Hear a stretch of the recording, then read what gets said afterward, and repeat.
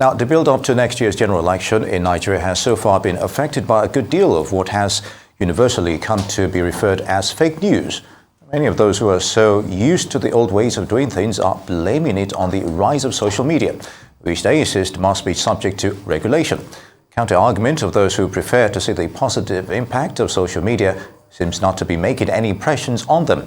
What then must be the media's community to do to serve as effective agents of social change, especially with the elections just a few months away? Well, joining us now to examine this matter is Ademola Akinbola, a publisher, brand and reputation management consultant, author and trainer. It's good to have you with us. Thank you for having me. Good afternoon. Right. Very good. Now, from your assessment, has the media been agents of societal change over time in Nigeria? What are the challenges you think?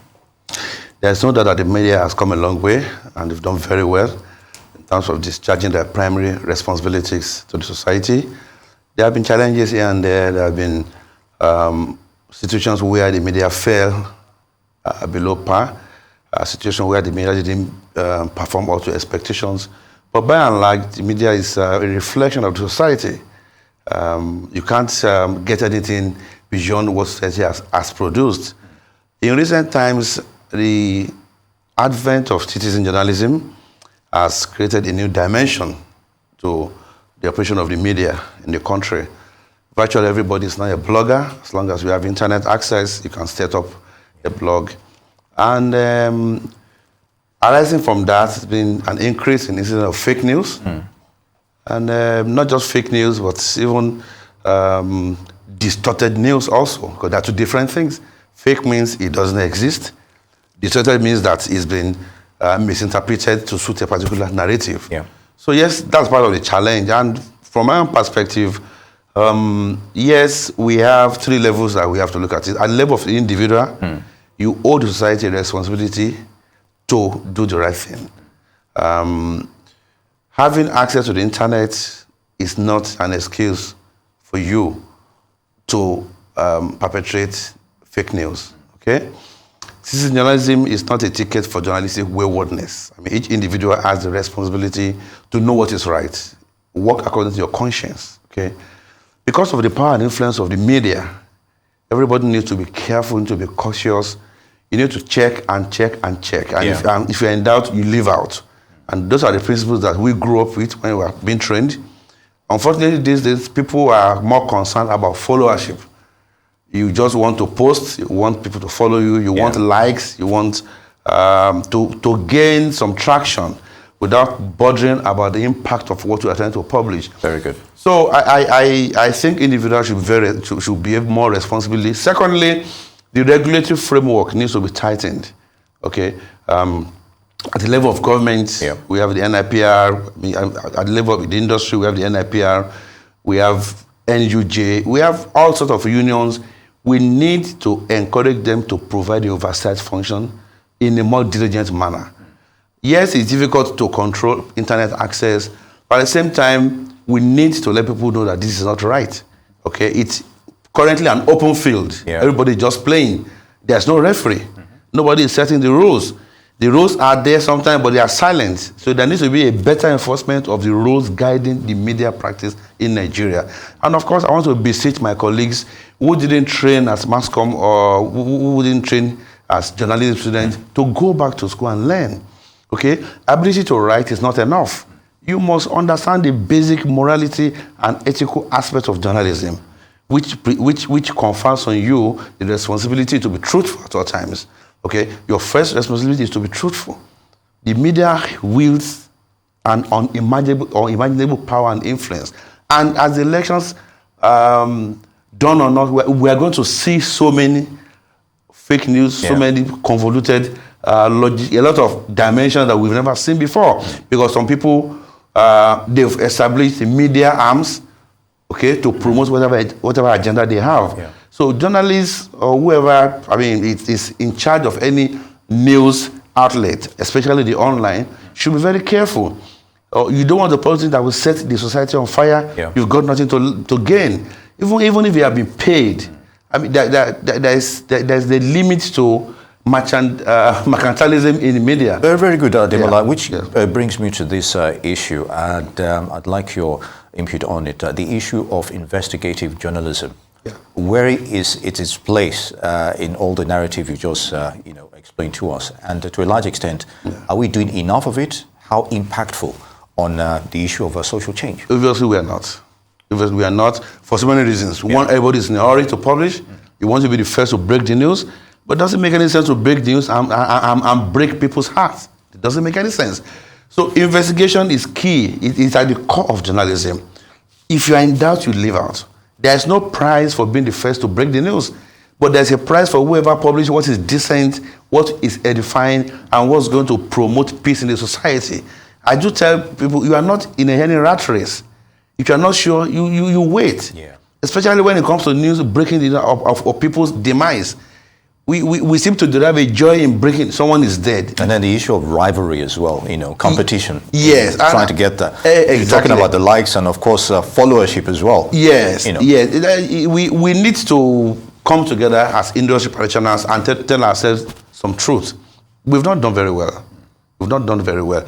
If you recall the agenda setting theory of the mass media, people have come to realize that whatever the media says it shapes public perception. Yeah. People look up to us. Okay? Oh, it has been reported by. Oh, this it's been published. So it's like whatever you say is seen as the gospel truth. So that confers on you the duty to take care. You are vicariously liable for whatever falsehood that you publish. Yeah. And that's what I tell our people. You are not in this profession to become popular. You are not here to become the first to break the news. You are here to become a credible news platform. Credibility should be the overriding objective of every media outlet. That if you publish it, it has to be the truth. Right. Not that, oh, don't mind them, that's what they do. And again, I want to appeal to those who use the social media, the so-called microbloggers, the so-called bloggers who take delight in destroying people. Yeah. You've got nothing to gain. Okay, you sit in the comfort of your home, you concoct a news that doesn't exist, you push it out, you have 5,000 likes, you are celebrating 100,000 followers. Someone's life is being destroyed quietly. And the society, again, when we blame the youth, we also need to realize that the youth look up to the media. Yeah. And that's also another angle we have to look at it. So I believe that we have a long way to go in living up to the expectation of the society as agents of change. We're not there yet, but we have the potentials. Very good. Demola, we're still in the election season, as it were. Now, civil society made a huge presence at the, monitoring the elections in Ekiti and the recently concluded Osun polls. Reporting real-time scenario, as it were, and of course comparing what they have with the results by INEC, of which to a large extent has been, termed as being fairly credible in their conduct, despite all the issues of vote buying, as it were. So how can the momentum be maintained using the media here?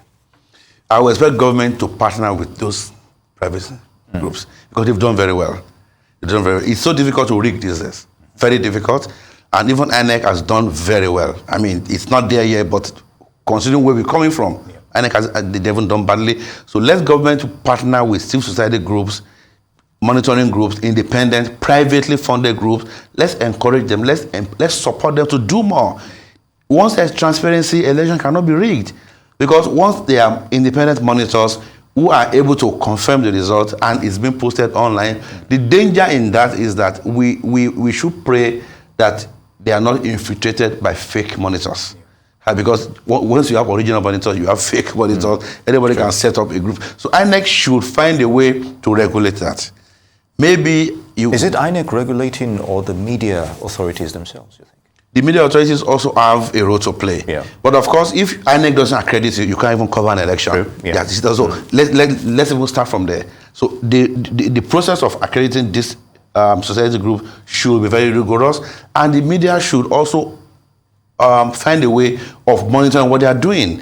So one serves as a check on the other. Yeah. Of course, every one of us, we are reporting to the society. We're reporting to the people. So we are constantly being monitored, and it's very important that we are conscious of this. So yes, I am happy at that development, and I'm looking forward to a way that we'll have more. Ekiti election was good, Osun was good, and we're only praying that INEC will be able to replicate this next year when we have a bigger presidential election. So that's why I say those groups need to be supported, seriously, because they need to be supported to be able to do what they're doing better. Yeah. Very good, Ademola. Now, technology has encouraged the proliferation of fake news, no doubt, whether it's social or mainstream media, etc. So how do we change the narrative for good, especially so that people themselves can make informed choices? It's the same technology that allows us to do what we do on a daily basis, but then again, is also helping those that you mentioned also subvert the outcomes, as it were. Two things. If you're a corporate body, don't advertise on fake platforms, because you sustain them by advertising there. You know that they're not credible, but because you think they are giving you wide exposure, you put advert there. So stop the adverts, okay? Secondly, for the citizens out there, do not follow them, unlike them. Do not share their content. Don't like their content. If after 3 months followership drops, engagement drops, they will be forced to do the right thing. So everybody has a role to play. These outlets themselves need to call themselves to order first, and those who are sustaining them via subscription, via advert patronage, via engagement, they should stop. I mean, if you have an online site that is reputed for fake news, and people don't share your content, they don't follow you, they don't even engage with you, gradually you die. And if advertisers withdraw their patronage, of course, gradually you die. So people need to be forced to do the right thing. Let's encourage them first, moral suasion, let's talk to ourselves in the industry, and let the controls be tightened. I'm not calling for a clamp down on the media, but I'm calling for enforcement of regulatory standards. There's nowhere in a developed country where you have access to the internet and you can just publish anything you like. No, there needs to be some controls. So the entry barrier also needs to be raised. Okay, I mean it shouldn't be difficult for government to monitor this online stuff. Yeah, it shouldn't be difficult. So if you are found publishing fake news and you are warned and you are not desisting, then you have to be sanctioned. You can be shut down. Very good, Ademola. And still talking about the issue of patronage, the end users, as it were. Social change also rests with the public and their willingness to a positive path for good, as it were, not just the media and other agencies.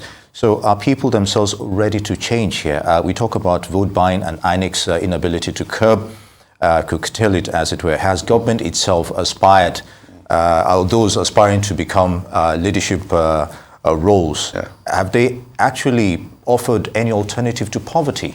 The same issues that pushes people to do things? None yet. We may be able to justify the increasing incidence of vote buying with the fact that there's poverty in the land, but I don't think that's enough justification. It's not enough justification. I won't come here and say, oh, it is because people are poor. No. You are hungry, yes. There's no job, yes. But the solution is not in 10,000 naira. Your salvation is not in that 10,000 naira. We're looking at enduring change in society, long-term sustainable changes that future generations will benefit from, not just for today. And I know that those choices are very difficult to make. Sometimes people say, oh, elite, it's okay for us to sit down in AC and begin to analyze that when you go out on the street there, it's a different ballgame. Okay, yes, but again, no pain, no gain. No pain, no gain.